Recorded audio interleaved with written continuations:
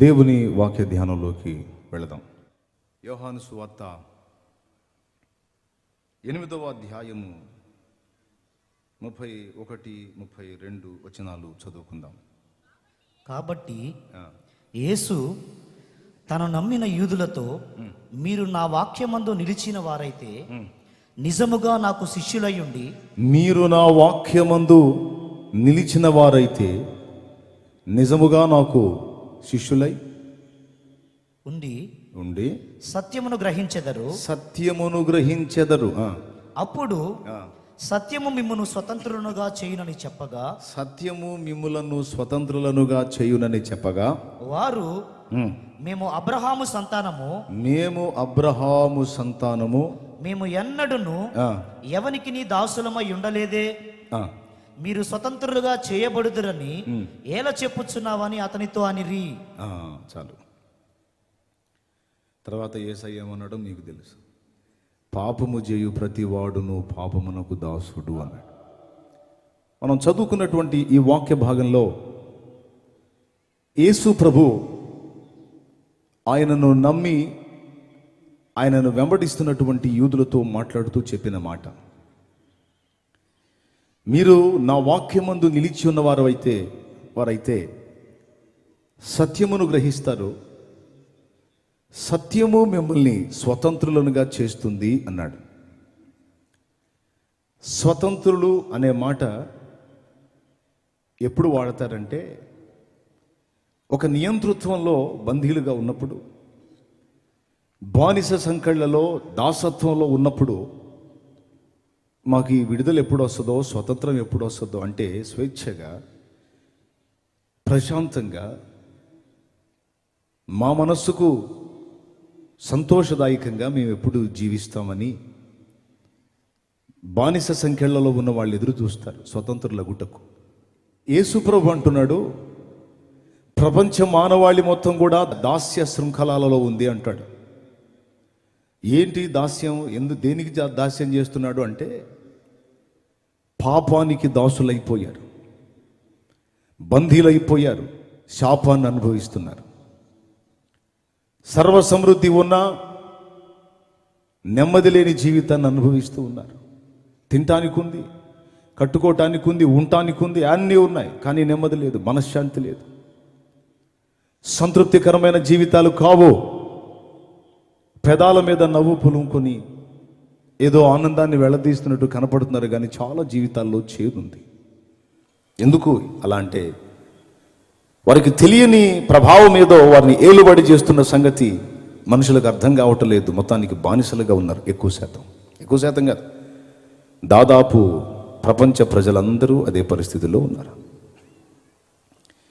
యేసు ప్రభు అంటున్నాడు, ఆ దాస్య శృంఖలాలను తెంచి మిమ్మల్ని స్వతంత్రులనుగా చేసి మీకు స్వేచ్ఛనివ్వడానికి వచ్చాను అని తన్ను గూర్చి తాను చెప్పుకుంటూ, సత్యాన్ని గూర్చి మాట్లాడుతూ, మీరు నిజంగా సత్యాన్ని తెలుసుకుంటే సత్యం మిమ్మల్ని స్వతంత్రులనుగా చేస్తుంది అన్నాడు. సత్యం అనే మాటకి బైబిల్ పరిభాషలో 2 అర్థాలు ఉన్నాయి. సత్యం అంటే ఒక సంగతిని గూర్చిన అవగాహన. ఉదాహరణకి, దేవుడు ఉన్నాడు అన్నది సత్యం, దేవుడు లేడన్నది అసత్యం. దేవుడు ఉన్నాడన్నది ఏంటి? సత్యం, అదొక సంగతి, అవునా? దేవుడు లేడన్నది అసత్యం. మనం పాపులం అన్నది సత్యం, నా దగ్గర అసలు ఏ పాపం లేదు అన్నది అసత్యం. ఇది ఒక విషయాన్ని గూర్చిన సంగతి. అయితే సత్యం అనేటువంటి విషయం ఎలా ఉంది? ఇంకొకటి ఏంటంటే, సత్యం అనే ఒక ఆయన ఉన్నాడు, ఆయన పేరు సత్యం గారు. ఏంటి? ఆయన పేరు మిస్టర్ సత్యం గారు. ఈ సత్యం గారు వచ్చి సత్యాన్ని గురించి మాట్లాడుతూ, మీరు సత్యాన్ని గ్రహించినట్లయితే సత్యం మిమ్మల్ని స్వతంత్రులుగా చేస్తుంది అన్నాడు. యేసు సత్యం అని అదే యోహాను సువార్త 14:6లో ఉంది. సరే, ఇప్పుడు వ్యక్తి అయి ఉన్న సత్యం తెలుసుకున్నాం. ఒక ఆయన ఉన్నాడు, ఆయన పేరు సత్యంగా. ప్రసంగి గ్రంథంలో 7వ అధ్యాయంలో ఒక మాట ఉంది. ఈ సంగతి కూడా చూద్దాం అసలు ఏందో. ప్రసంగి గ్రంథం ఒకసారి బైబిల్ ఉన్నోళ్ళు తీయండి. 7వ అధ్యాయం 24వ వచనం ఒకసారి చదవండి.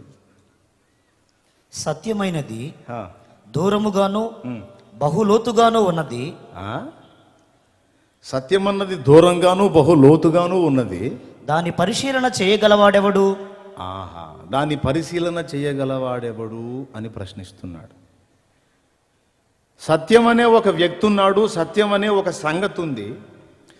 సంగతిని గూర్చి మాట్లాడుతున్నాడు. ఏమనంటే సత్యం అన్నది బహు దూరముగాను లోతుగాను ఉన్నది. దాన్ని పరిశోధించి కనుగొనగలవాడెవడు, దాన్ని తెలుసుకొనగలవాడెవడు అని మహాజ్ఞాని అయిన సొలొమోను అంటున్నాడు. పిల్లరా, సత్యాన్ని తెలుసుకునేంత ప్రశాంతత ఏ మనిషికి లేదు ఇప్పుడు. పొద్దున్న లేచిన కాడ నుంచి పైసామే పరమాత్మ హాయ్ అంటూ, పైసాయే పరమాత్మ, పైసాలో దేవుడు ఉన్నాడు అని డబ్బు వెంట పరిగెత్తుతూ ఉంది ప్రపంచం. పొద్దున్న లేచిన దగ్గర నుంచి సాయంత్రం నిద్రపోయిన దాకా అదే గొడవ. ఒక్కొక్కడు రాత్రి నిద్రలో కూడా కలలు కంటుంటాడు. అందరి పరుగు ఎట్టుందంటే డబ్బు. డబ్బు అవసరం లేదా? డబ్బు అవసరమే. మనిషి బ్రతకటానికి, మనుగడ సాగటానికి డబ్బు అవసరమే, కానీ డబ్బే జీవిత పరమావధి కాకూడదు. కానీ ఏం చేద్దాం, అందరి పరిస్థితి అదే. ప్రశాంతంగా ఒక రోజులో 24 గంటలు దేవుడిస్తే, ఒక గంట సేపు దేవుడి గురించి ఆలోచించడానికి, అన్వేషించడానికి, ధ్యానించడానికి కేటాయిస్తాడేమో అంటే లేదు. పొద్దస్తమానం ఈ ధ్యాసే. ఎప్పుడు దేవుని గురించి ఆలోచిస్తున్నాడయ్యా అంటే ఆ కిడ్నీలు ఫెయిల్ అయినప్పుడు, ఆ లివర్ ఫెయిల్ అయినప్పుడు, ఆ హార్ట్ స్ట్రోక్ వచ్చినప్పుడు, ఫైనల్గా ఇక పోతావు కొద్ది రోజుల్లోనే డాక్టర్లు చెప్పినప్పుడు అప్పుడు కూడా కనపడుతున్నాడు దేవుడు. అన్ని బాగున్నంతసేపు లోకాన్ని ఎలా సంపాదిద్దాం, లోకాన్ని ఎలా అనుభవిద్దాం, ఎలా ఆస్వాదిద్దాం, ఈ పిచ్చిలోనే పరిగెత్తుతున్నాడు. అందుకే ఆయన చెప్పాడు, సత్యం అన్నది బహు దూరముగాను లోతుగాను ఉన్నది, దాన్ని పరిశోధించి కనుగొనగలవాడేవాడు. అంటే ఫస్ట్ ఏం చేయాలంటే, లోతుగా ఉంది అంటే తవ్వి తీయాలి. లోతులో ఉన్నదానికి అవసరమైతే దిగాలి. బావి ఉంది, బావి లోతుగా ఉంది, తాడేసుకొని దిగాలి అందులోకి. లేకపోతే అడుగును ఉంది, ఎక్కడో లోతులో ఉంది, తవ్వి తీసుకోవాలి. తవ్వాలంటే సమయం ఇవ్వాలి. కాబట్టి మీకు ఆ సమయం లేదు కాబట్టి దేవుడి దయ వల్ల నేను పనిగట్టుకొని ఆ సమయం ఏర్పరచుకొని, ఓ పక్క కష్టపడి నా భార్య బిడ్డల్ని పోషించుకుంటానే, మరో పక్క సత్యాన్వేషణ చేసి సత్యమై ఉన్న దేవుణ్ణి తెలుసుకున్నాను, ఆయనను గూర్చిన సత్యాన్ని తెలుసుకున్నాను. నేను స్వతంత్రుడనయ్యాను. ఇహమందు నెమ్మది, పరమందు నిత్య జీవం స్వతంత్రించుకున్నాను. ఆ సంగతి చెప్పాలనే తలపోస్తున్నాను. మొట్టమొదట అసలు ఇంతకీ సత్యం గారు ఎవరు, ఈయన ప్రత్యేకత ఏమిటి అనే సంగతి నేను పరిశోధించాను. ఒకసారి నేను విగ్రహారాధన జీవితంలో ఉన్నప్పుడు, లోకంలో పాపంలో బ్రతుకుతున్నప్పుడు కూడా దైవాన్వేషణ ఉండేది నాకు.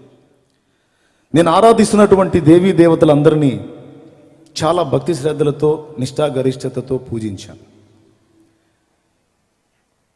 మా తాతలు తండ్రులు అందరూ కూడా ఎక్కువ శాతం బ్రహ్మంగారు పూజ చేసేవాళ్ళు. మా నాన్న పేరు బ్రహ్మయ్య, మా తాత పేరు వీరయ్య. ఆయన పోయాక నేను వెంటనే పుట్టానని నాకు పెట్టారు ఆ పేరు. మా ముత్తాత పేరు రామయ్య, వాళ్ళ నాన్న పేరు రామదాసు. మా నాన్న, మా తాత, వాళ్ళ నాన్న, వాళ్ళ నాన్న, 4 తరాలు తెలుసుకున్నాను నేను. దేవునికి స్తోత్రం. అంటే నా పూర్వీకులు ఎవరిని ఆరాధించారు, ఎవరిని సేవించారు, అసలు ఎందులో నుంచి మేము ప్రయాణం చేశాం అనేది తెలుసుకున్నాను. మీకు ఒక ఫోటో చూపిస్తాను చూడండి. అది పుస్తకం. ఈ బ్రహ్మంగారి చరిత్ర నేను చదువుతున్నాను. అంతకుముందు అన్ని పూజలు, అన్నీ వెంకటేశ్వర స్వామి అని, రాముడని, కృష్ణుడని, శివుడని, విష్ణు అన్నీ చేశాము. ప్రత్యేకంగా ఈయన గురించి బాగా ఎక్కువ ఇష్టంతో భక్తి చేశాను. కానీ మనసులో అసమాధానం వెంటాడుతుంది, ఏదో వెలితి కనపడుతుంది. నేను ఫాలో అవుతున్నాను కానీ నేను ఫాలో అవుతున్నది సంపూర్ణ సత్యమేనా, వీళ్ళందరూ కూడా నిజంగా దైవములేనా, వీరు నాకు మోక్షాన్ని ప్రసాదిస్తారా, వీళ్ళని ఆశ్రయించడం ద్వారా నేను నెమ్మది పొందగలుగుతానా, చచ్చిన తర్వాత నిత్య జీవానికి వెళ్ళగలుగుతానా అనే ఆలోచన నాకుంది. ఎందుకంటే ప్రతి మనిషికి మరణం ముగింపు కాదు, మరణం తర్వాత మళ్ళా జీవితం ఉంది అని అన్ని మత గ్రంథాలు చెప్పాయి. ఖురాన్ గ్రంథం చెప్పింది, బైబిల్ గ్రంథం చెప్పింది, అలాగే హైందవ సాహిత్యం పురాణాలు కూడా చెప్పాయి. కాబట్టి మానవుడికి చావే ముగింపు కాదు, చచ్చిన తర్వాత మళ్ళా జీవితం ఉంది అని ఈ సాహిత్యాల్లో తెలుసుకొని బ్రతికితే మహాబ్రతికితే 70-80 బతుకుతాం, తర్వాత ఇటుకూడి చేస్తాం. బ్రతుకులో నెమ్మది లేదు, చచ్చినా కూడా నరకం ఉందంటున్నారు. మరి ఇప్పుడు పరిస్థితి ఏంటని చెప్పని బ్రతుకులో సమాధానం దొరుకుతుందా, అది అందని ద్రాక్ష పండేనా? పోనీ సరే బ్రతుకులో అశాంతి ఉన్నా చచ్చిన తర్వాత నా మోక్షానికి చేరతామా, నేను సరైన మార్గంలోనే ఉన్నానా అని న్యాయంగా ఆలోచించా. తప్ప రైటా? సహజంగా నా మతం గొప్ప అని కొద్ది కాలం ఆలోచించాను, కానీ తర్వాత నేను ఉన్నది రైటా రాంగ్ అనేది కూడా వెతుక్కున్నాను. సరే, బ్రహ్మంగారి పుస్తకం చదువుతూ ఉన్నాను. నేను హెడ్ ఆఫ్ ద డిపార్ట్మెంట్గా భావించినటువంటి వాళ్ళు సృష్టికర్త బ్రహ్మ, స్థితికర్త విష్ణు, లయకర్త శివుడు. సృష్టి స్థితి లయ కారకులు ముగ్గురు, వాళ్ళని త్రిమూర్తులు అంటారు. ఈ త్రిమూర్తులు పెద్ద దేవుళ్ళు, వీళ్ళకంటే మించిన వాళ్ళు ఎవరూ లేరు, వీళ్ళే టాప్ అనేది నా అభిప్రాయం. ఈ బ్రహ్మంగారి కాలజ్ఞానం చదువుతూ ఉంటే, ఇది ఈ జవంగుల నాగభూషణ్ దాస్ గారు రచించినటువంటి బ్రహ్మంగారి కాలజ్ఞానం అండి. చివరిలో ఒక ఫోటో చూశానండి. ఈ ఫోటో అదిగో మీకు చూపిస్తున్నాడు చూడండి. కలర్ ప్రింట్ వచ్చింది చూడండి. ఈ కలర్ ప్రింట్ని కొంచెం అబ్జర్వ్ చేయండి. మధ్యలో ఒక పెద్ద ఆయన కూర్చున్నాడు, పైన లార్డ్ విశ్వకర్మ అని ఉంది. ఒట్టి మాటలు చెప్పడం కాదు, ఏదన్నా ఆధారం చూపించాలి, అందుకని మొత్తం సమకూర్చి తీసుకొచ్చా మీకోసం. ఆ పేరు చదవండి, లార్డ్ విశ్వకర్మ అని ఉంది. ఈ మధ్యలో ఆయన ఉన్నాడు. నేను హెడ్ ఆఫ్ ద డిపార్ట్మెంట్ అనుకుంటున్న ముగ్గురు నమస్కరిస్తున్నారు ఆయనకి. ఆయన వాళ్లే కాదు, వాళ్ళ భార్యలు, ఇతర దేవతలు మొత్తం కలిసి ఆయనకు సాగిలు పడుతున్నారు, ఆయన్ని పూజిస్తున్నారు, ఆరాధిస్తున్నారు. ఒక పక్క శివుడు ఆయన ఆరాధిస్తున్నాడు, విష్ణు ఆరాధిస్తున్నాడు, బ్రహ్మ ఆరాధిస్తున్నాడు, దేవతలు ఆరాధిస్తున్నారు. ఇదిగో కింద సరస్వతి, లక్ష్మి, వీళ్ళు కూడా ఆరాధిస్తున్నారు. మొక్కించుకునేవాడు గొప్ప, మొక్కేవాడు గొప్ప అని ఆలోచించా. మీరు చెప్పండి, ఎవరు గొప్ప? ఎవరు గొప్ప? మొక్కించుకునేవాడే గొప్ప కదా. అదే సృష్టికర్త బ్రహ్మ అనుకున్నాను. బ్రహ్మ చతుర్ముఖ బ్రహ్మ వచ్చి ఆయనకి నమస్కారం చేస్తున్నాడు, ఈయనెవర్రా బాబు అని చెప్పని అనుకుంటే ఆయన గురించి లార్డ్ విశ్వకర్మ అని ఉంది. అప్పుడే చదవటం ఆ పేరు, అంతకుముందు ఆయన గురించి ఏం తెలియదు నాకు. వీళ్ళందరూ దేవతలంతా కలిసి ఆయనకు మొక్కుతున్నారంటే బహుశా ఇతడు పెద్ద దేవుడు అయి ఉంటాడు, ఇతను మెయిన్ అయి ఉంటాడు. ఇతని స్టోరీ నాకు ఎట్ట దొరికిద్దబ్బా అని చెప్పని ఆలోచన చేసుకుంటూ ఉన్నాను. అక్కడక్కడ విచారించాను, కానీ ఆయన చరిత్ర ఎక్కడ దొరకలేదు నాకు. ఓ రోజు చిలకలూరుపేట ఆర్యవైశ్య గ్రంథాలయంలో పురుగు మందుల షాపు పైన ఉంటుంది కదా గ్రంథాలయం, తెలుసుగా. ఆ గ్రంథాలయానికి వెళ్ళి దాశరథి రంగాచార్య గారు తెలుగులోకి అనువదించినటువంటి చతుర్వేద సంహిత తీసుకున్నాను. చతుర్వేద సంహిత తీసుకొని ఫస్ట్ ఋగ్వేద సంహిత తీసుకున్నాను. అదిగో పడింది చూడండి అక్కడ. ఋగ్వేద సంహిత మీరు కూడా దొరుకుతుంది మార్కెట్లో, 1800 ఏమో పెడితే మీకు కూడా దొరుకుతుంది. తెచ్చుకొని స్టడీ చేయొచ్చు ఇంట్రెస్ట్ ఉంటే. ఏమండి, రోజులు లెక్కేసుకుంటే మొత్తం కలిసి మనం 100 ఏళ్ళు బతికితే మనం బతికే రోజులన్నీ 36,500 రోజులు. మొత్తం కలిసి ఒక 50 ఏళ్ళు కూడా బతకం. ఏది 100 ఏళ్ళు బతికితే 36,500 రోజులు మనం బతుకుతుంది. 36,500 రోజులు ఎవరు బతుకుతున్నారు? ఏదో జొన్నన్నో, రాగన్నో, సజ్జన్నో 5 తిన్నోళ్ళు గత 90 దాకా బతుకుతున్నారు. ఇప్పుడంతా 30 దాటితే షుగరు, 40 దాటితే పొగరు, అంటే బీపీ అంతా వచ్చేస్తుంది. ఇప్పటికే 30 అయిపోయిన వాళ్ళు ఇంకా ఉంది 30, 40 అనుకుందాం. 30 ఏళ్ళు అయిపోయింది ఇప్పటికే. కొంతమందికి 40 అయిపోయింది, కొంతమందికి 50 అయిపోయింది, కొంతమందికి 60 అవుతుంది. 60 ఏళ్ళకు వచ్చి కూడా ఇంకా ఆశ, నేను ఇంకా ఇంకా గట్టిగా బతుకుతాను, ఇంకో 40 ఏళ్ళన్నా బతుకుదు, ఏం బతకవు. ఏదో నీ అంటే భ్రమపడుతున్నావు అట్లా, అంటే చాలా తెలివిగా మోసం చేసుకుంటుంటాడు మనిషి అట్లా. ఇప్పటికే 60కి వచ్చిన వాడు ఇంకా మహాబతికితో 10, 15 ఇప్పటి కాలాన్ని బట్టి. ఒక 15 సంవత్సరాలు ఆయుష్కాలం తీసుకుందాం, లేదా 30 ఏళ్ళ ఆయుష్కాలం తీసుకుంటే 10,000 చిల్లర వస్తుంది రోజులు, 10,000 చిల్లర వస్తుంది. 11,000 రోజులు కూడా లేవు. ఏది 30 ఏళ్ల వయసు వచ్చిన వాళ్ళు ఇక బతకబోతున్న రోజులు 10,000 పై చిలుకుంటే అంతే. ఇప్పటికే 50 వచ్చిన వాళ్ళకి ఇంకా తగ్గిపోద్ది, 60 వచ్చిన వాళ్ళకి ఇంకా తగ్గిపోద్ది, ఇంకా రోజులు లెక్కేసుకోవటమే. ఒరే ఏంద్ర మమ్మల్ని సావు సావు సావు గురించి చెప్పి బెదిరి పెడుతున్నావు అనుకోకండి, నేను వాస్తవం చెబుతున్నా, దడుచుకుంటే నా తప్పు కాదు అది, నేను నిజం చెబుతున్నా. ఎందుకంటే ఎక్కడైనా కళ్ళు తెరవండి బాబు, అంత రక్త మాంసాలే. ఏ చిన్న అవయవం తేడా పడినా ముసుగేయటమే, ముఖానికి ముసుగేయటమే. అందరూ వస్తారు, అట్ట అయిపోయిందా అంటారు, తీసుకెళ్ళి భూస్థాపన చేసేస్తారు. 11 రోజు 15 రోజు దినం చేస్తారు. క్రైస్తవులు అయితేనే జ్ఞాపకార్థ కూటం పెడతారు. అయిపోయిన తర్వాత ఆ జ్ఞాపకాలు కూడా ఒక సంవత్సరంలో మర్చిపోతారు. ఇంకేం ఉండదు సోదరా. ఎంతటి వాడికైనా ఇదే జీవితం కాబట్టి, ఉండేది కొద్ది రోజులు కాబట్టి జీవిత సత్యం తెలుసుకోవాలి. అందుకని చెప్తున్నాను. ఋగ్వేద సంహిత చదువుతుంటే అందులో నేను బ్రహ్మంగారి కాలజ్ఞానంలో చూసినటువంటి విశ్వకర్మను గురించినటువంటి సందేశం ఒకటి దొరికింది నాకు. చూడండి, ఋగ్వేద సంహిత మొదటి భాగంలో అక్కడ పేజీ నంబర్ కూడా వేస్తుంది. ప్రజాపతి అని ఒక ఆయన కనపడుతున్నాడు. ఆయనకి మొత్తం 39 పేర్లు ఉన్నాయి. 39 పేర్లలో 17వ పేరు చూడండి, కనపడుతుందా మీకు? ఏమనుంది? ప్రజాపతిర్వై విశ్వకర్మ అనుందా?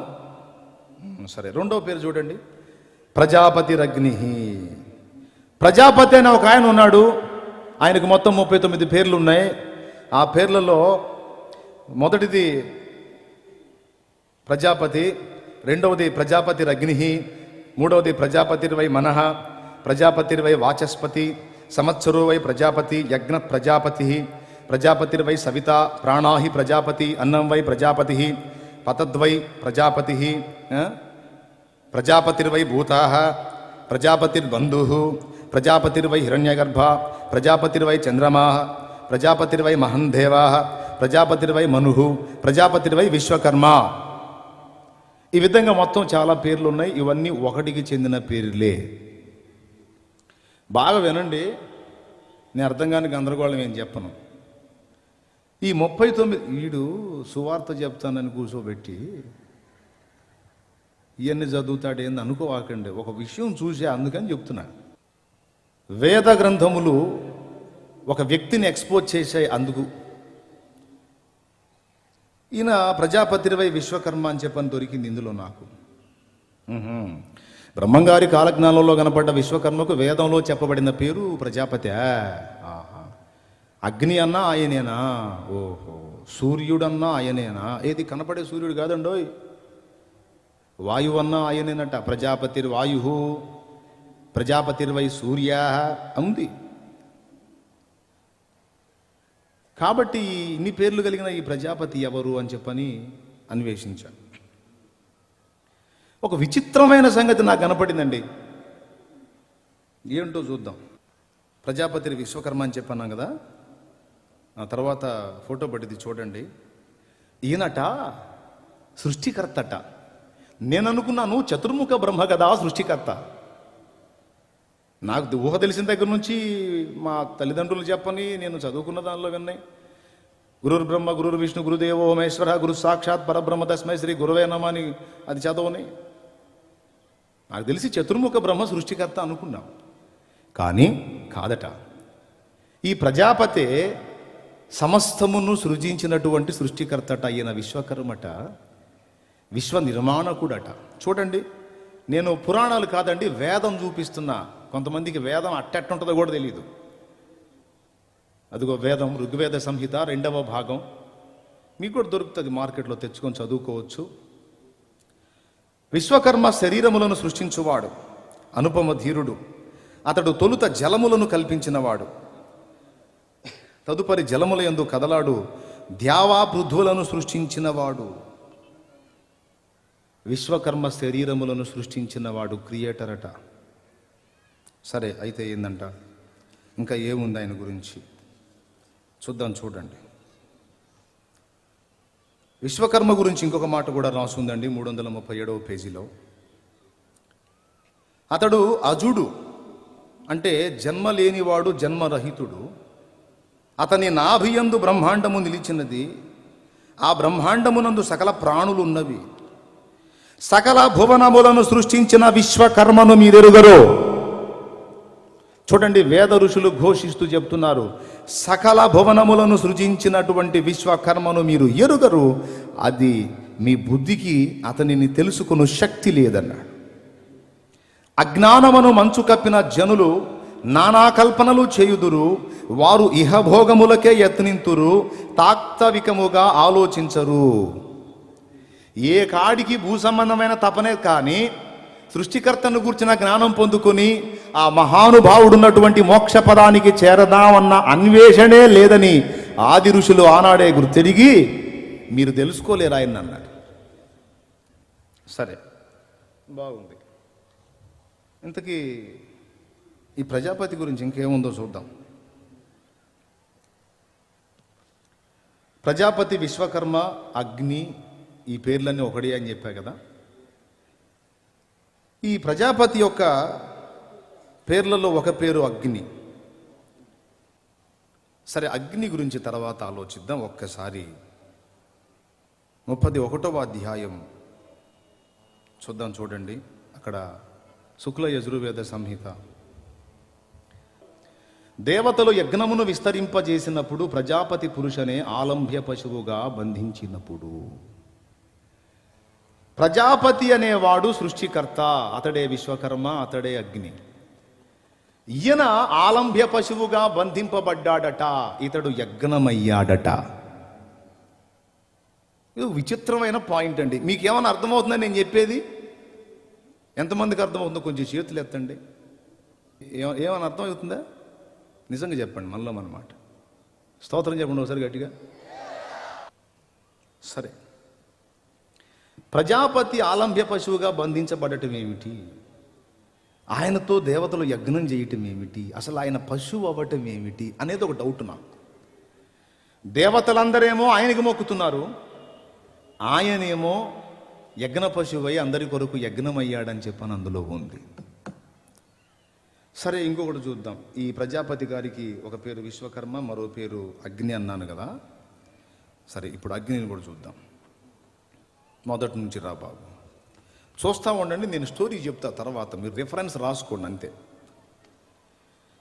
కొంతమంది వేదాలలో ఉన్న విషయాలు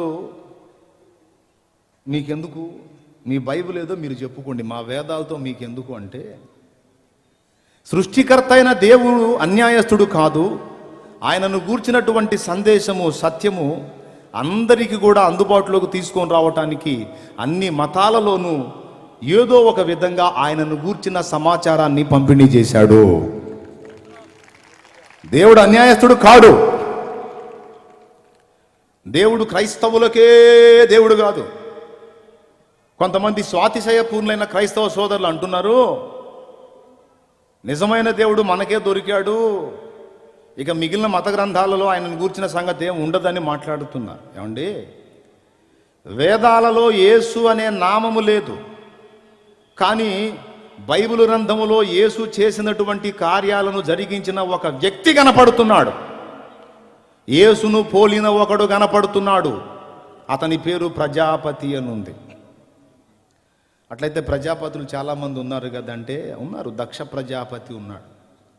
బ్రహ్మల్లో కూడా చాలా బ్రహ్మలు ఉన్నారు. పులస్య బ్రహ్మ, విశ్వవసు బ్రహ్మ, రావణుడు కూడా బ్రహ్మే, రావణ బ్రహ్మ, మయ బ్రహ్మలు ఉన్నారు, చతుర్ముఖ బ్రహ్మ ఉన్నాడు. ఈ బ్రహ్మలందరికీ కూడా అతీతంగా పరబ్రహ్మ ఉన్నాడు. పరబ్రహ్మ, బ్రహ్మ అనే పదాన్ని పురుష అంటారు. పురుష అంటే బ్రహ్మ అని. ఈ బ్రహ్మ చతుర్ముఖ బ్రహ్మ కాదండి, వేరు ఈయన పరబ్రహ్మ, అందరికీ టాపులో ఉన్నవాడు. ఎలాంటివాడంటే దేవతలను, దేవదూతలను, మానవులను అందరినీ సృష్టించిన అస్సలు కథానాయకుడు ఈయన అగ్ని అన్నారు. అగ్ని అంటే పొయ్యిలో మనం ముట్టించే అగ్ని, గ్యాస్ స్టవ్ అగ్ని కాదు. అగ్ని అనగానే ముందు అందరికి కనపడేది ఏంటంటే గ్యాస్ స్టవ్ అగ్ని, అగ్గిపుల్ల వేసి ముట్టిస్తే భగభగమంటే అగ్ని అని. అగ్ని అనే పేరు కలిగిన వ్యక్తి దేవుని గురించి లోకానికి పరిచయం చేయటానికి వేద ఋషులకు కొన్ని వస్తువులను పరిగణలోకి తీసుకున్నాడు. సృష్టింపబడినటువంటి వస్తువుల్ని, వాటిల్లో అగ్ని ఒకటి. అగ్నికి మీరు మైల అంటిస్తారా? ఒకసారి నాకు చెప్పండి, పెద్దగా చెప్పాలి. అగ్నికి మురికి పట్టిస్తారా మీరు? నో, సమస్త కల్మషాన్ని కాల్చి దహిస్తుంది. కాబట్టి దేవుడు అగ్ని వంటి వాడు. ఆయనకు ఏ మలినము, ఏ పాపము అంటదు. ఆయన పరిపూర్ణ పరిశుద్ధుడు అని చెప్పడానికి అగ్నిని ఎగ్జాంపుల్గా చూపిస్తే, ఆయన అగ్ని వంటి వాడు అన్న సంగతి వదిలిపెట్టి అగ్నికి దండం పెట్టడం మొదలుపెట్టి, గాలి లేని చోట ఎక్కడన్నా ఉందో ఒకసారి చెప్పండి నాకు. మానవ మనుగడ సాగుతున్న ప్రపంచంలో గాలి లేని ప్రపంచం, గాలి లేకుండా మనుషులు బతుకుతున్నది ఎక్కడన్నా ఉందా? ఇండియాలో గాలి ఉంది, అమెరికాలో ఉందా లేదా? చెప్పండి, ఉందా? అరే ఇండియాలో కదా గాలి ఉండేది, అమెరికాలో ఎట్టుందబ్బా? సరేలే కానీ పాకిస్తాన్లో ఉందా గాలి? ఉంది, ఇప్పుడు సూపర్గా ఉంది. సరే, ఏ దేశంలోనన్నా చూడు గాలి ఉంది. వాయువు అని దేవుణ్ణి పిలిచారు. వాయువు అంటే గాలి, దేవుడు గాలి అని కాదు. గాలి ఎలాగా ప్రపంచ మానవ జాతి జీవకోటి బ్రతకడానికి సర్వవ్యాపకమై ఉన్నదో, దేవుడు అలాగా అంతటా సర్వాంతర్యామిగా ఉన్నాడు. దేవుని సర్వాంతర్యామి తత్వానికి గుర్తుగా గాలిని చూపించారు వేద ఋషులు. సూర్యుడు, దేవుణ్ణి సూర్యుడితో పోల్చారు. కనబడుతున్న సూర్యబింబం కాదు, దీన్ని చూపించి దేవుడు ఇలా ఉంటాడని చెప్పారు. ఎలానో తెలుసా? ఇక్కడ మనకి పొద్దు పొడుస్తుంది, ఇప్పుడు నైట్ అయింది కదా. అమెరికాలో ఇప్పుడు ఎట్లా ఉంటుంది చెప్పండి? వాళ్ళకి నైట్ అయితే అదేంది, ఇక్కడ ఒక సూర్యుడు అక్కడ ఒక సూర్యుడు ఉండొచ్చుగా? లేదు లేదు, ఒక్క సూర్యుడే డ్యూటీ చేయాలి. ఇక్కడ మనకి అదృశ్యం అయితే వాళ్ళకి ప్రత్యక్షం అవుతాడు, వాళ్ళకు ప్రత్యక్షం అయితే మనకు అదృశ్యం అవుతాడు. ఈ ఒకడే, ఒక సూర్యబింబమే ప్రపంచమంతటికి వెలుగునివ్వాలి. అర్థమైందా? మన దగ్గరే ఆగిపోయాడు అనుకో, అమెరికా చీకట్లో ఉంటుంది. కాబట్టి లోకమంతటికి వెలుగునిచ్చున్నట్లుగా ఒక సూర్యుడు ఎలాగా ఉన్నాడో, సర్వ విశ్వానికి నీతి సూర్యుడు కూడా అలానే ఉన్నాడు దేవుడు అని చూపించడానికి వేద ఋషులు సూర్యుణ్ణి, అగ్నిని, వాయువుని పోల్చారు. అంతేగాని అగ్ని అనగానే పొయ్యిలో అగ్ని, వాయువు అనగానే మనకు వీచే గాలి, సూర్యుడు అనగానే కనపడుతున్న సూర్యబింబం అని చెప్పని, సూర్యుడు అని చెప్పని అన్నందుకు సూర్య నమస్కారం చేస్తున్నారు. పోనీ లేదన్నా మంచిది, హెల్త్కు మంచిది. సూర్యకిరణాలు మన చర్మం మీద పడితే కొన్ని మంచి పనులు జరుగుతాయి, హెల్త్కు మంచిది. సూర్యుడు ఎలాగ లోకమంతటికి ఒక్కడే వెలుగునిస్తున్నాడో, దేవుడు కూడా లోకమంతటికి వెలుగై ఉన్నాడు. మనుషుల కార్యాలు చక్కబెట్టుకోవటానికి, మన స్థితిగతులు చూసుకోవటానికి ఆ సూర్యబింబం వెలుగు లేకపోతే మనకంత అంధకారమే. కాబట్టి దేవుని నీతి సూర్య ప్రకాశం మనకు లేకపోతే మన బ్రతుకు మనకు అర్థం కాదు. అది చెప్పటానికి మహానుభావులకు వేరే పోలిక లేక సూర్యుని పోల్చారు. కాబట్టి ఇప్పుడు దేవుడు అగ్ని అన్నాం అంటే పొయ్యిలో అగ్నే, మరేంటి? అగ్ని లాంటి వాడా? అలాగే అన్నం పరబ్రహ్మ స్వరూపం అన్నారు. ఏమన్నారు? అన్నం పరబ్రహ్మ స్వరూపం అంటే అన్నం దేవుడని కాదు. ఈ అన్నం తింటే మనం ఎలా జీవిస్తున్నామో, శాశ్వతంగా మనం జీవించాలంటే ఆ పరబ్రహ్మాన్ని భుజించాలి అన్నాడు. పరబ్రహ్మాన్ని భుజించటమా? బ్రహ్మంగారి తత్వాల్లో కూడా ఉంది. పండు దేవదారి పండు, ఆ పండు దొరికిన వారికి పండగయుండు పండు దేవదారి పండు. పరబ్రహ్మ ఆహారం అవుతాడట, ఆయన్ని స్వీకరించినట్లయితే ఇక మనకు నిత్య జీవం అట. అన్నం పరబ్రహ్మ స్వరూపం అంటే ఈ అన్నం కాదు. ఈ అన్నం 2 రోజులు ఉంచితే పాచిపోద్ది, మనమే వాసన తట్టుకోలేము. కానీ ఈ అన్నం మనకి ఎలా దేహానికి జీవాన్ని ఇస్తుందో, మన ఆత్మకు శాశ్వత జీవం ఇచ్చేది దేవుడు. ఆయనే మనకు ఆహారమై వస్తాడు అన్నాడు. ఆహారం యేసు ప్రభు నేనే అన్నాడు. బైబిల్ గ్రంథంలో 84వ కీర్తన 11వ వచనం మీరు చదివితే, దేవుడైన యెహోవా సూర్యుడును కేడెమునై ఉన్నాడని ఉంది. బైబిల్ గ్రంథం అపోస్తల కార్యం 2వ అధ్యాయం 1వ వచనం చదివితే, పరిశుద్ధాత్మ వాయువు వలె బలముగా వీచు గాలి వంటి శబ్దం ఒకటి కలుగగా అనుంది. తర్వాత అక్కడ ప్రార్థన చేస్తున్న వాళ్ళందరి మీద ఆయన అగ్ని వలె, అగ్ని నాలుకలుగా విభాగింపబడి వారిలో ఒక్కొక్కరి మీద వ్రాలగా వారు పరిశుద్ధాత్మతో నిండిన వారై అన్య భాషలు మాట్లాడి దేవుని మహిమపరచిరి అని ఉంది. బైబిల్ గ్రంథంలో చెప్పబడుతున్నటువంటి యేసు కూడా, దేవుడు కూడా అగ్నితో పోల్చబడ్డాడు, గాలితో పోల్చబడ్డాడు, సూర్యునితో పోల్చబడ్డాడు. పోలిక ఉన్నాయా లేవా? వేదంలో నేను ఇప్పుడు చూపిస్తాను మీకు, ఒక్కసారి చూడండి. కొంపదీసి ఇది బైబిల్ అనుకునేరండో, బైబిల్ కాదు. ఫస్ట్ పేజీ చూపించున్నాను, 33వ అధ్యాయం. అసలు మన దేవతల సంఖ్య ఎంతో చెప్పాడు అక్కడ, చూడండి ఒక్కసారి. అదిగో 7వ పాయింట్లో ఉంది, అండర్లైన్ చేశాను చూడండి. 33,33,33,333 మంది దేవతలట. ఈ 33,33,33,333 మంది దేవతలు అగ్నినే అర్చింతురు అని ఉంది బైబిల్ వేదంలో. అగ్నినే అర్చింతురు అంటే ఆరాధిస్తారట. ఇందాక విశ్వకర్మను అందరు ఆరాధిస్తున్నారు చూడండి, అట్లాగే దేవతలంతా కలిసి అగ్నిని అర్చిస్తున్నారు అని ఉంది ఇందులో. అంటే అగ్నిని ఆరాధిస్తున్నారు. ఇంతకీ అగ్ని ఎవరో మళ్ళీ ఒక్కసారి చూద్దాం. పేజీ తిప్పండి జస్ట్ అంతే. పూర్వము అగ్నియే పశువై ఉండెను, దేవతలు అగ్ని పశువుతోనే యజ్ఞము చేసినారు. అగ్ని భూలోకమును జయించినాడు, అగ్నియే భూమికి అధిపతి అయినాడు. అగ్ని అని చెప్పి ఒక వ్యక్తిగా మాట్లాడుతున్నాడు. అతడు డూ వాడుతున్నాడు, పూలింగం. అంటే అతడు ఒక వ్యక్తి, అతని పేరు అగ్నిట. అతడు పశువు అయ్యాడట. దేవతలు అగ్ని పశువుతో యజ్ఞం చేశారట. యజ్ఞమైన అగ్ని అనే ఈ వ్యక్తి యజ్ఞమై మళ్ళా తిరిగి లేచి భూలోకమును జయించాడని రాసుంది అందులో. ఇప్పుడు ఒక్కసారి ఆలోచన చేయండి, ఆ కింద లైన్స్ కూడా మీరు చూసుకోవచ్చు. వాయువు పశువై ఉండెను, దేవతలు వాయు పశువుతో యజ్ఞము చేసినారు అని చెప్పని వాయువు గురించి మాట్లాడతాడు. చూడండి, నేను చెప్పే మాటలు అందులో ఉన్నాయో లేవో పక్క గమనించండి. వాయువు పశువై ఉండెను అంటే ఈ అగ్ని ఆయనే, వాయువు ఆయనే, సూర్యుడు. కింద కూడా చూడండి 3వ అండర్లైన్, సూర్యుడు పశువై ఉండెను, దేవతలు సూర్య పశువుతో యజ్ఞం చేసినారు. ఇప్పుడు నా అసలు పాయింట్కి వస్తున్నా, జాగ్రత్తగా వినండి. అగ్ని పశువు కావటం ఏమిటి?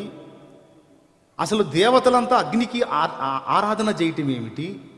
ఆ అగ్ని యజ్ఞంలో ఆహుతి కావటం ఏమిటి? అగ్ని తిరిగి లేవటం ఏమిటి? అగ్ని జయించటం ఏమిటి? నాకు అర్థమైంది. ఇక్కడ చెప్పిన అగ్ని, వాయువు, సూర్యుడు, ప్రజాపతి, విశ్వకర్మ వీళ్ళంతా కలిపి ఒకడే. ఇంతమంది కాదు, ఒకడే. ఆయనకి నీ పేర్లు అంటే మన వాళ్ళకి అర్థమైద్దో కాదని వేద ఋషులు ఎంత గొప్పోళ్ళో చూడండి, మహానుభావులు. వేదాలు బ్రహ్మ ముఖోద్దిష్టాలని చెప్పని ఒక పక్క పొగుడుతూనే వేదాలను పట్టించుకోరు మన సహోదరులు. సృష్టికర్త అనుగ్రహించినటువంటి గొప్ప వాక్కులు అని చెప్పని ఒక పక్క ప్రశంసిస్తూనే వాటిని చదవరు, పట్టించుకోరు. కానీ వేదం చదివితే సత్యం బహిర్గతం అయింది. వేదంలో చెప్పబడినటువంటి ఈ యజ్ఞ పురుషుడు ఎవరు అని అన్వేషించాం. ఈయన గురించి పురుష సూక్తంలో ఇలాగుందో ఒకసారి చూడండి. నేను చెప్పే అన్నీ కూడా ఎవిడెన్స్, ఒట్టి మాటలు చెప్పట్లా. పురుష సూక్తం అదిగో మీకు చూపిస్తాడు ఒకసారి. పురుష సూక్తం అంటే ఎట్లా ఉంటుందో చూడండి. ఇది ఋగ్వేదం 10వ మండలం 9వ సూక్తం పురుష సూక్తం అంటారు.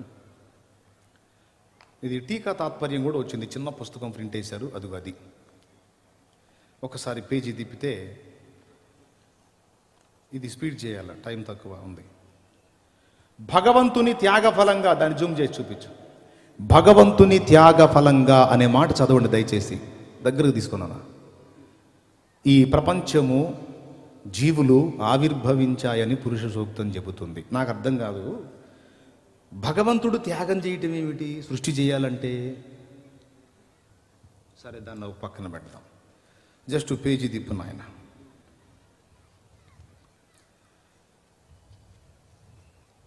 చూడండి, సృష్టి సైతం ఇటువంటి మహాయజ్ఞం వల్లనే సంభవించింది. ఈ అక్షరాలు మీకు కనపడుతున్నాయా? కనపడుతున్నాయా? ఎంతమంది కనపడుతున్నాయి? చేతులు ఎత్తండి. సృష్టి సైతం ఇటువంటి మహాయజ్ఞం వల్లనే సంభవించింది అని భగవంతుడు తననే ఆహుతించుకొని ఈ ప్రపంచాన్ని సృష్టించాడు. ప్రపంచాన్ని సృష్టించాలంటే భగవంతుడు త్యాగం చేయాలంట.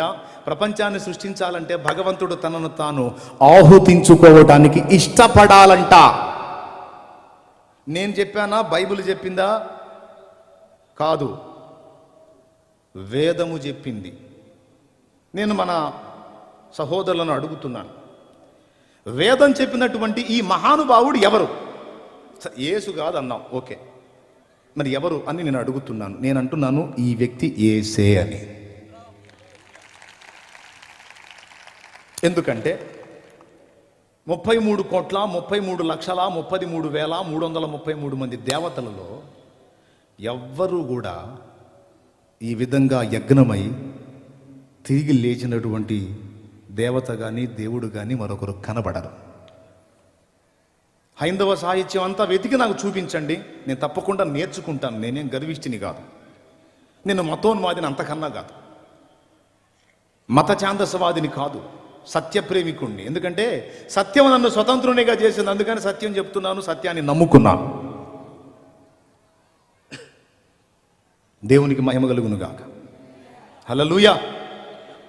ఇందులో చెప్పబడుతున్నటువంటి ఈ వ్యక్తులు ఎవరు? ఒకడా లేకపోతే అనేకులు అంటే ఒకడే అని నేను సాక్ష్యం ఇచ్చాను.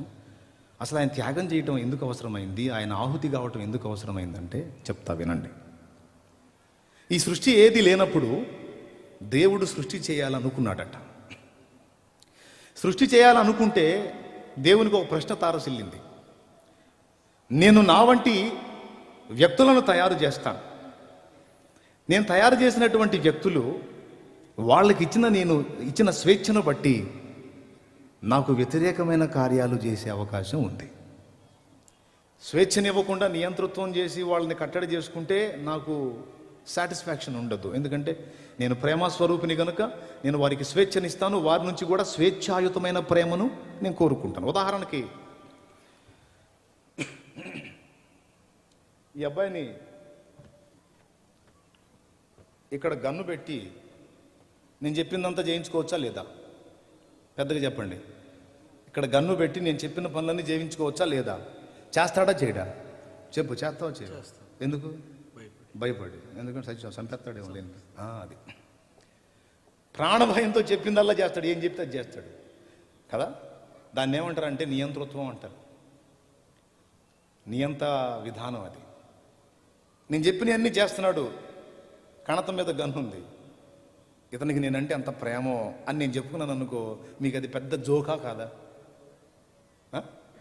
నేను ఏ గన్నులు పెట్టకుండా అతనికి స్వేచ్ఛనిచ్చి అతనికై అతను వచ్చి నన్ను నా మంచితనాన్ని తెలుసుకుని నన్ను ప్రేమించాడు అనుకో, అది నిజమైన ప్రేమ. దేవుడు ఎప్పుడు బలవంత ప్రేమలు ఇష్టపడడు. స్వచ్ఛందంగా ఆయన మంచితనాన్ని తెలుసుకొని మనంతటా మనం ప్రేమించడానికి ఇష్టపడతాడు, కానీ భయపెట్టి గందరగోళం చేసి ప్రేమించమనే సైకో కాదు దేవుడు. ఈ మధ్య కొంతమంది యవనస్తులు ఆడపిల్లల దగ్గరికి వెళ్ళి గొంతు మీద కత్తి పెట్టి లవ్ చేస్తావా లేదా అంటున్నారు. గొంతు మీద కత్తి పెట్టి లవ్ చేస్తావంటే ఏమంటుంది? ఇక మరి పిచ్చోడు లవ్ చేయకపోవటం ఏంట్రా అయినా, నువ్వంటే నాకు చాలా ఇష్టం, నేనే చెబుదాం అనుకుంటున్నాను, నువ్వే చెప్పావు, అసలు నీలాంటి వాడు దొరుకుతాడని నాకు, ముందు కత్తిది బాబు అంటుంది. కత్తి తీసి నాకు ఇంటికి చేరినాక ఇంకోటి కనపడిన కూడా కనపడదు. చేసుకో అట్లాంటి వాడిని చేసుకోవాలా? వాడికి ఎప్పుడు కోపం వస్తే అప్పుడు గొంతు మీద కత్తి పెడతాడు. ఇక వాడితో సుఖం ఎక్కడ ఉంటుందండి? కానీ సైకో ప్రేమ, వాడు ప్రేమించకపోతే చంపేస్తున్నాడు. నేను చెప్తున్నాను, దేవుడు అలాంటోడు కాదు. నీకు ఫ్రీడమ్ ఇస్తాడు. నువ్వు ఆయన మంచితనం తెలుసుకొని నీ అంతటా నువ్వు ఆయన్ని ప్రేమించేది ఇష్టపడతాడు. సృష్టికర్త ఆలోచించాడు, నేను దేవదూతలను చేస్తాను, మానవులను చేస్తాను, వాళ్ళకి స్వేచ్ఛనిస్తాను. ఇచ్చిన స్వేచ్ఛను దుర్వినియోగం చేసుకుని ఒకవేళ వాళ్ళు పాపం చేస్తే, అంటే నాకు వ్యతిరేకమైన పనులు చేస్తే, నా చేతులతో నేనే వాళ్ళని శిక్షించాల్సి వచ్చింది కదా. అసలు ఉనికిలో లేని వాళ్ళని తేవటం ఎందుకు? వాళ్ళకి స్వేచ్ఛనివ్వటం ఎందుకు? వాళ్ళు నాకు వ్యతిరేకమైన కార్యాలు చేయటం ఎందుకు? నేనే వాళ్ళని శిక్షించడం ఎందుకు? అసలు చేయకుండా ఉంటే పోలా? కరెక్టా కాదా మీరు చెప్పండి? అలాగని చెప్పని చేయలేదనుకో, ఆ ప్రేమస్వరూపి యొక్క ప్రేమకు అర్థం లేదు, ఆ ప్రేమను పంచుకునే అవకాశం లేదు. పొద్దంతా చాకిరీ చేసి సాయంత్రం ఇంటికి వచ్చేటప్పుడు మన నాన్న కాయలు అవి తీసుకొని వస్తాడు. లేకపోతే నువ్వైనా తమ్ముడు పొద్దంతా చాకిరీ చేసి ఇంటికి పోయేటప్పుడు పిల్లలకి ఏం తీసుకెళ్తావు? కాయలు పళ్ళు తీసుకెళ్తావు కదా. తీసుకెళ్ళి ఇంటికి పోగానే భార్య వస్తుంది, కవర్ తీసుకుంటుంది, పిల్లలు వస్తారు, తల ఒక పండు తీసుకుంటారు. నాన్న తెచ్చాడు అంటే పొద్దున్న నుంచి చేసిన చాకిరీ అంతా మర్చిపోతాడు. వాడు ఇంకోటి తీసుకోరా, ఇంకోటి తీసుకోండి, ఇది తిని ఇంకోటి తింటాను అంటాడు అనుకో. సరే, ఒకడు కడుపాత్ర పిల్లలు ఉంటారు, తెచ్చినోడికి ఒక కాయ కూడా ఉంచరు. కొంతమంది పిల్లలేమో కాయలు తెచ్చిన దానికి ముద్దు పెడతారు. ఒకడు ఉంటాడు దుండగుడు, ఒక చూపు చూస్తాడు, ఆ కవర్కి వెళ్ళి దాన్ని లాక్కుంటాడు, ఇంకేమన్నా తెచ్చావా అంటాడు. ఇది తినరా అంటే ఇయ్యనా అని పోతాడు. వీడు ఒక దుండగుడు. పిల్లలు ఎట్టంటి వాళ్ళు కూడా ఉంటారు. సరే, వాడు ఎట్టపోయినా సరే పిల్ల జల్ల అంటూ ఉంటే, లేదా భార్య లేకపోతే తల్లి తండ్రి ఏదో ఒక ఆదరణ, ఏదో పలకరించుకోవడానికి, ప్రేమ పంచుకోవడానికి వ్యక్తి అంటూ ఉంటే బజార్ నుంచి కాయలు వస్తాయి. లేకపోతే అసలు ఎక్కడికి తీసుకెళ్ళాలి, ఎవరికి తీసుకెళ్ళాలి, తన ప్రేమను ఎవరికి పంచాలి, ఎదుటి ప్రేమను ఎలా ఆస్వాదించాలి, అవకాశమే లేదు కదా. తన ప్రేమని పంచుటకు, ఎదుటి వాళ్ళ ప్రేమను పొందుటకు పరమాత్మ కోరుకున్నాడు. అందుకే సృష్టి చేయాలనుకున్నాడు.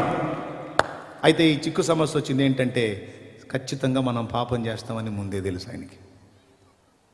ఇప్పుడు చేయాలా వద్దా అంటే ఒక ఆలోచన చేశాడు. అప్పుడే నేను బిడ్డల్ని సృష్టిస్తాను, ఒకవేళ వాళ్ళు నాకు వ్యతిరేకంగా పాపం చేస్తే, ఆ పాపానికి వచ్చే ప్రతిఫలం ఏదైనా ఉంటే ధర్మశాస్త్రం ప్రకారం అది నా బిడ్డల పక్షంగా నేనే నా మీద వేసుకొని భరిస్తాను.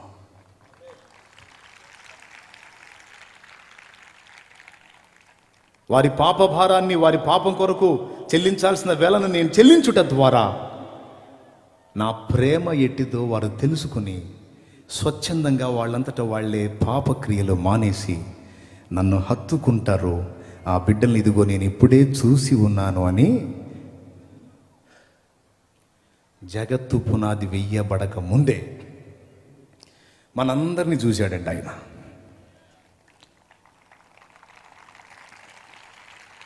షాలేమును చూశాడు అప్పుడే, కిరణ్ చూశాడు అప్పుడే, సాల్మాన్ చూశాడు అప్పుడే.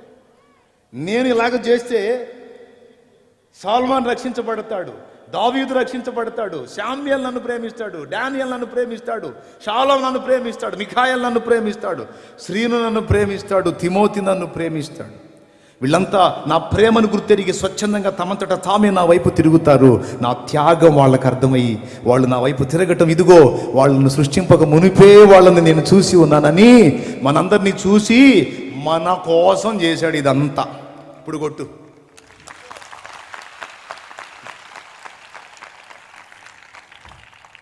ఎవరి కోసం చేశాడు? మన కోసం. ఆయన ప్రయాస వట్టిదైందా? కాలా. అదే వేదం చెబుతుంది. భగవంతుని త్యాగ ఫలంగా ప్రపంచము, జీవులు ఆవిర్భవించాయి. చూపించగా ఏం త్యాగం అంటే మన పాప భారాన్ని ఎత్తుకోవడానికి సిద్ధపడాలి. మనం మొక్కిన దేవతలు ఆయనకి ఎందుకు నమస్కరిస్తున్నారో తెలుసా? ఆయనే దేవతల పాపాలు, మానవుల పాపాలు, అందరి పాపాల కొరకు యజ్ఞమైన ప్రజాపతి, యజ్ఞమైనటువంటి పురుషుడు. మనం ఆరాధించిన దేవతల జీవితాల్లో కూడా కామ, క్రోధ, లోభ, మోహ, మదమాశ్చర్యములు. ఏమండి, పురుషులైన వాళ్ళు చేతులు ఎత్తండి. ఇక్కడ పురుషులు నేను పురుషుడిని అన్నవాళ్ళు చేతులు ఎత్తండి. నేను 2 చేతులు ఎత్తే ప్రాబ్లం లేదు. పురుషులైన అందరూ చేతులు ఎత్తేసారు. చాలా సంతోషం. అందరూ పురుషులే, మహానుభావులు. పురుషులేనా మీరు? పురుషులే. అందరికి మీసాల గడ్డలు ఉన్నాయిగా. కామ, క్రోధ, లోభ, మోహ, మదమాశ్చర్యములను జయించారా? కామకత్వాన్ని జయించారా? సరే పోనీ క్రోధత్వాన్ని జయించారా? లోభాన్ని జయించారా? మోహాన్ని జయించారా? మదాన్ని జయించారా? మదం అంటే గర్వం. మత్సరాన్ని అంటే పక్కోడు ఎదుగుతుంటే ఏడవటం జయించారా? కామ, క్రోధ, లోభ, మోహ, మదమాశ్చర్యములు జయించలేదు. కాబట్టి మీరు ఏమయ్యారంటే పురుషులు అయ్యారు. మనం ఆరాధించిన వారు కూడా అలానే ఉన్నారు గనక వారు మన వంటి పురుషులే. అయితే ఈ అరిషడ్ వర్గాలను జయించిన వాడు ఎవరో తెలుసా? పురుషోత్తముడు. పురుషోత్తముడు, పురుషులందరికీ ఉత్తముడు. ఆయనే సృష్టికర్త, ఆయనే యజ్ఞ పురుషుడు, ఆయనే అగ్ని, ఆయనే ప్రభు అయిన యేసుక్రీస్తు.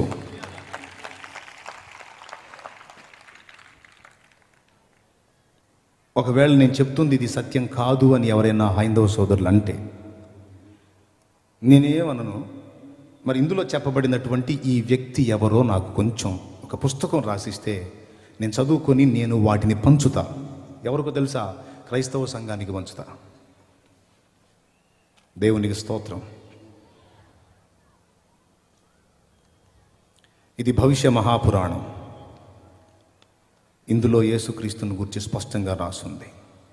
ఇప్పుడు దాకా వేద సాక్ష్యం చెప్పాను, ఇప్పుడు పురాణ సాక్ష్యం, భవిష్య పురాణం. అది భవిష్య పురాణం. పైన ఉంది చూడండి, పేరు భవిష్య మహాపురాణం అని. అందులో లోపల పేజీ చూడండి జాగ్రత్తగా. ఆ పైన చూడండి, శాలివాహనుడు యేసు ప్రభు అనే మాటలు ఉన్నాయి. ఒకనాడు యుగపురుషుడును శకపురుషుడునైన శాలివాహన చక్రవర్తి హిమగిరి శిఖరం మీదికి వెళ్ళాడు. అక్కడ హూణదేశ మధ్యంలో నున్న పర్వతంపై అతనికి ఒక సుందర పురుషుడు కనబడ్డాడు. అతని శరీరం గౌరవర్ణ కాంతులను ప్రసరింపజేస్తుంది.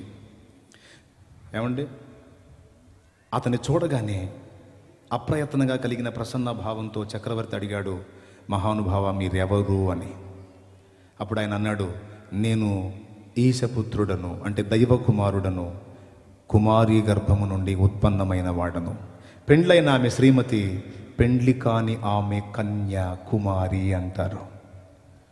కుమారి గర్భము నుండి ఉత్పన్నమైన వాడను, నేను మ్లేచ్ఛ ధర్మ ప్రచారకుడను, సత్యవ్రతమందు స్థితుడను అని యేసు తన గురించి తాను చెప్పుకున్నాడని శాలివాహనుడు సాక్ష్యం ఇచ్చినట్టు భవిష్య పురాణంలో ఉంది. అసలు మా హైందవ సాహిత్యంలో మీ యేసు గురించి ఎందుకు ఉంటుందండి బాబు? మీదేదో మీరు చెప్పుకుంటారు నాయనా అని చెప్పని మొత్తుకుంటున్నారు. నా బాధ ఏంటంటే, మన వాళ్ళ బాధ ఏంటంటే, దేవుడు అన్యాయస్తుడు కాడు సోదరా, ఆయన నిజమైన దేవుడు. ఆయన మీకు ముస్లిం సోదరులకి, క్రైస్తవ సోదరులకి, అందరికీ తన గురించి సమాచారం, ఇన్ఫర్మేషన్ ఇచ్చున్నాడు ఆయన. కొంచెం చూస్తే మీరు బతికిపోతారు, నరకం తప్పించుకొని పరలోకం వస్తారని మేము కొట్టుకుంటుంటే వాళ్ళేం మమ్మల్ని కొడతారు, తిడతారు, చంపుతామంటారు, ఏదేదో అంటారు. ఏమైనా సచ్చినా సరే సత్యం చెప్పే సత్తం.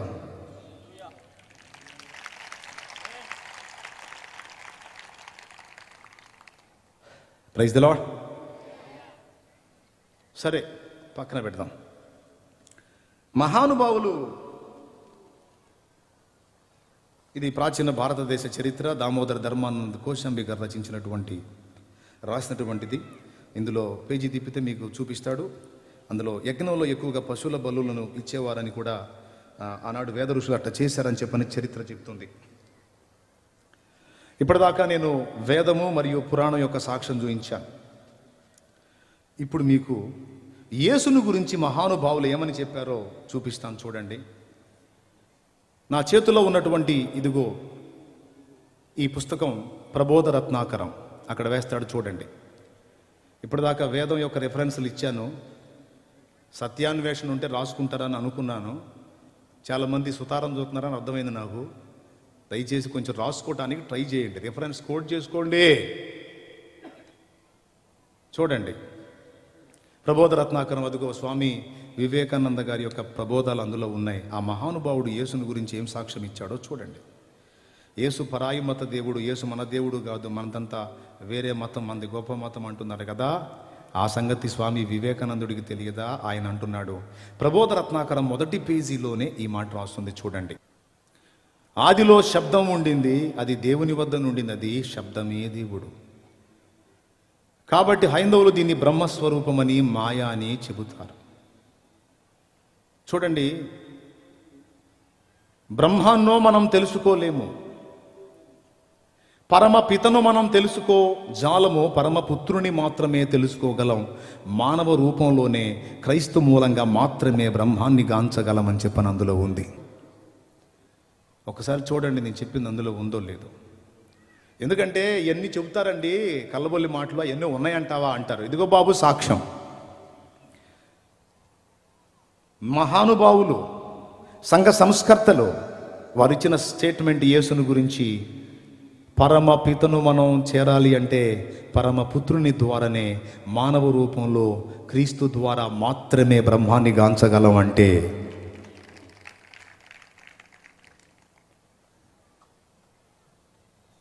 ఈ అబ్బాయి మంచి పనోడండి, ఈ అబ్బాయి ద్వారా మాత్రమే నేను అనుకున్న పాట పాడించగలను అని నేనంటే, ఇంక మిగిలిన వాళ్ళ వల్ల కొంచెం పెద్దగా చెబితే అనేగా, ఈ అబ్బాయి ద్వారా మాత్రమే అది జరుగుతుంది అంటే మిగిలిన వాళ్ళ వల్ల. ఇప్పుడు వివేకానందుడు ఏం చెప్పాడు ఒకసారి మళ్ళీ చూడండి, ఒకసారి చదవండి.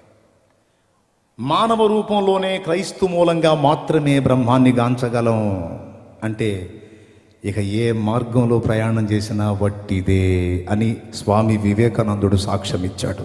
చప్పట్లు కొట్టాలనిపించట్లేదా మీకు? సత్యం చెప్తున్నాను చూడండి. తర్వాత స్వామి వివేకానందుడు ఏం మాట్లాడుతున్నాడు రెండవ సాక్ష్యం చూడండి. లోకుల పాపమును యేసు హరిస్తున్నాడని చెప్పాడు చూడండి. చూడండి, పరిపూర్ణలం అవ్వటానికి మార్గము క్రీస్తు మనకు చూపుతాడన్నాడు. బాబా బాబా ఏం స్టేట్మెంట్ చూడండి. నువ్వు సంపూర్ణ దైవత్వాన్ని స్వతంత్రించుకోవాలంటే ఆ రూట్ యేసు మాత్రమే చూపిస్తాడు. ఇక ఏ విధంగా తిప్పలు పడ్డా ఒట్టిదే అంటున్నాడు. ఉంది చూడండి.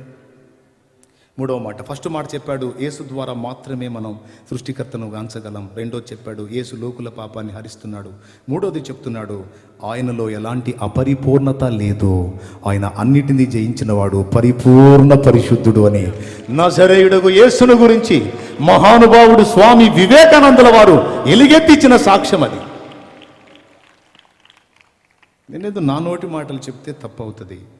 నేను కోరుకుంటున్నది ఏంటంటే నా సహోదరి సహోదరులు అందరూ హైందవులు మంచోళ్లే, ముస్లింలు మంచోళ్లే.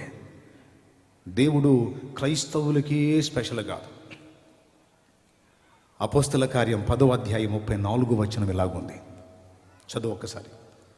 దేవుడు పక్షపాతి కాడని, దేవుడు పక్షపాతి కాడు అని నిజముగా గ్రహించి ఉన్నాను, నిజంగా గ్రహించాను.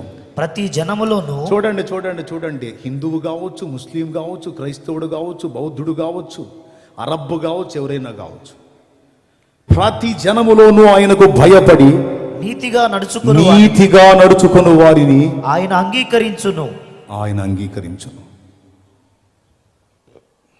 లేరా వేరే మతాలలో నీతిమంతులు, లేరా వేరే మతాలలో సత్యాన్వేషకులు? వేద ఋషులు క్రీస్తు పూర్వం 2000 ఏండ్ల నాడు, అంటే దాదాపు 4000 సంవత్సరాల క్రితం ఆ మహానుభావులు చెట్ల కింద పుట్టలు మొలిచిన దాకా తపస్సులు చేసి ప్రత్యక్షతలు పొందుకొని ఆ మహానుభావుని కూర్చున్న కొన్ని నిరూపణలు, కొన్ని పోలికలు, అప్పటికి యేసు నామం బయలుపరచబడలేదు గనుక ఆ యేసును కూర్చున్న కొన్ని పోలికలు ఇందులో ఉన్నాయని చూపిస్తున్నారు. వారికి ఎవరు చెప్పారు ఈ సంగతి? రక్తం చిందించకుండా పాపక్షమాపణ కలగదన్న సంగతి వాళ్ళకి ఎవరు చెప్పారు? పరమాత్మయే బయలుపరిచి ఉండాలి, లేదా వారి పితరులైనా చెప్పుండాలి. అందుకే వారి సత్యాన్ని గ్రంథంలో తెలియజేశారు. నేను చెప్తుంది ఏంటంటే, నేను మతం మారలేదండి. నేను మతం మారలే. నేను అంతవరకు చేసినటువంటి దేవీ దేవతలను కూడా నేను తిట్టట్లా. వాళ్ళు ఎవరో తెలుసుకున్న వాళ్ళు 33,33,33,333 మంది దేవతలు. వాళ్ళంతా కూడా అరిషడ్ వర్గాలకు బానిసలు అయిపోయారు. నీలాంటి నాలాంటి సాధారణ వ్యక్తులని నాకు అర్థమైంది. వీళ్ళందరూ కలిసి ఎవరిని అర్చిస్తున్నారో, ఎవరిని ఆరాధిస్తున్నారో ఆ అగ్నిని ఇప్పుడు నేను పట్టుకున్నాను. ఇది వాస్తవం. ఎవిడెన్స్ చూయించి మాట్లాడాను. సత్యం చూపించకుండా మాట్లాడితే నేను అబద్ధీకుడిని అవుతాను. ఆ అవసరం నాకు లేదు. స్వామి వివేకానందుల వారు మహానుభావుడు. జీవిత చరిత్ర ఏమన్నాడో తెలుసా? అదిగో అది చరిత్ర. ఆ పుస్తకంలో చెప్తున్నాడు మహానుభావుడు. ఎంత బంగారు మాట అన్నాడో చూడండి. సంఘ సంస్కర్తలు జ్ఞానుల మాట యేసును గురించి, ఈయనెవరండి? ఈయన క్రైస్తవుడా, అన్యుడా, లేకపోతే ఎవరండి ఈయన? మన భారతీయుడు, మన భారతదేశ ఔన్నత్యాన్ని ప్రపంచ దేశాలకు చాటి చెప్పిన ఘనుడు స్వామి వివేకానందుల వారు. ఆయన ఒరిజినల్ హిందూ. కానీ ఏమని మాట్లాడుతున్నాడో తెలుసా? అది మనస్తత్వం, వ్యక్తిత్వం అంటే. ఆనాడు యేసు పాదాలు పాపాత్మురాలైన స్త్రీ తన కన్నీళ్లతో కడిగింది. ఒకవేళ యేసు ఉన్న టైములో, ఆయన భూమి మీద మానవ శరీరంతో ఉన్న టైములో నేను ఆయన ఉన్న ప్రాంతంలో ఉంటే కన్నీటితో కాదు, నా హృదయ రుధిరంతో కదా కడిగి ఉండేవాడిని అన్నాడట. నా గుండెలోని రక్తముతో కడిగేవాడిని అన్నాడట. రామకృష్ణ పరమహంస అనే మహానుభావుడు, వివేకానందుల వారి గురువు, ఆయన కూడా బైబిల్ చదివించుకుని బైబిల్లో ఉన్నటువంటి యేసు సాక్షాత్కారం పొందినట్టు ఇదిగో నేను చూపిస్తున్నాను చూడండి. స్వామి వివేకానంద యొక్క గురువు గారు రామకృష్ణ పరమహంస రెడీ చేసినది చూడండి, చూపిస్తున్నాడు. ఆ పేజీ నెంబర్ రాసుకోండి. యేసు ప్రభుని గురించి ఏం చెప్పారో అందులో రాసుంది. తర్వాత ముస్లిం సోదరులు ఆరాధ్య గ్రంథంగా భావిస్తున్నటువంటి ఖురాన్ షరీఫ్ను గురించి కూడా పరిశోధన చేశాను. అమ్మ ఇప్పుడు ఇందులో ఎంతసేపు చెబుతాడు అనుకోవాకండి, ముచ్చటగా 3 మాటలే. ఇప్పటిదాకా నేను వేద ఋషులు ఏం చెప్పారు, తర్వాత సంఘ సంస్కర్తలు ఏం చెప్పారు అనే సంగతిని మీకు చూయించాను. వాళ్ళందరూ చెప్పినటువంటి ఏకైక వ్యక్తి ప్రభువైన యేసుక్రీస్తు.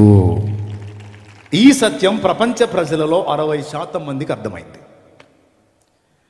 దేవుని సత్యం తెలుసుకుని దానికి లోబడి నడుచుకుంటే, ఆ సత్యస్వరూపైన దేవుణ్ణి హత్తుకుంటే, ఆయనకు విధేయత చూపితే బ్రతుకులో మనశ్శాంతి, బానిస సంఖ్యలలో నుంచి విడుదల, మనకు నిత్య జీవం లభిస్తాయండి. అందుకని చెప్తున్నాను నేను.